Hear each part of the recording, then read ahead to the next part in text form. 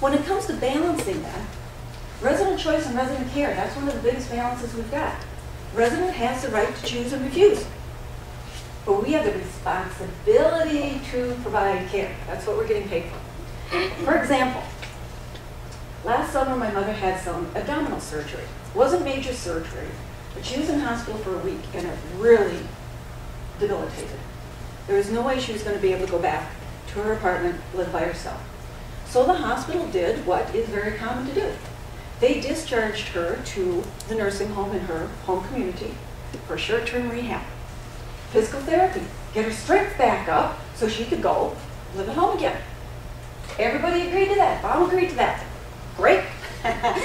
Until Mom starts physical therapy. Mom did not like physical therapy.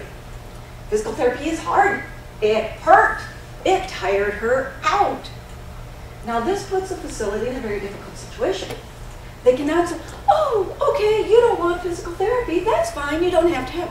Well, the facility is getting paid to provide physical therapy.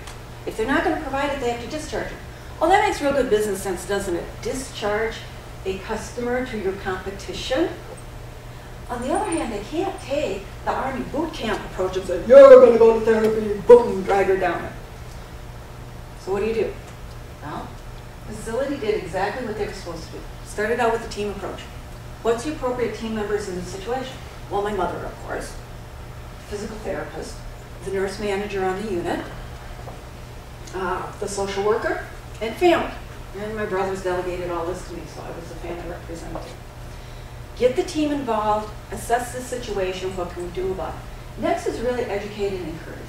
My mom knew that she had to do this if she was going to go back home, but she needed to hear it again, and she needed to hear what was expected. Yes, it's going to hurt at first, but it'll get better, it'll get easier. Don't you want to go home?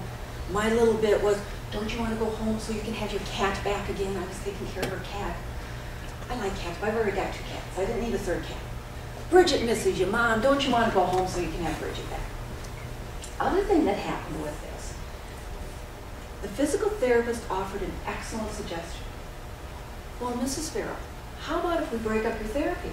We'll do half of it in the morning, and then you can rest, have lunch, rest a little more. We'll do the other half in the afternoon.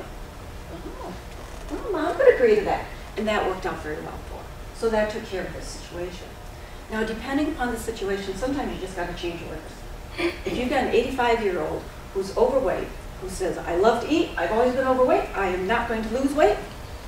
If you don't give me what I want, I'm going to go to the vending machine, I'm going to get food for my family, I'm going to order in pizzas.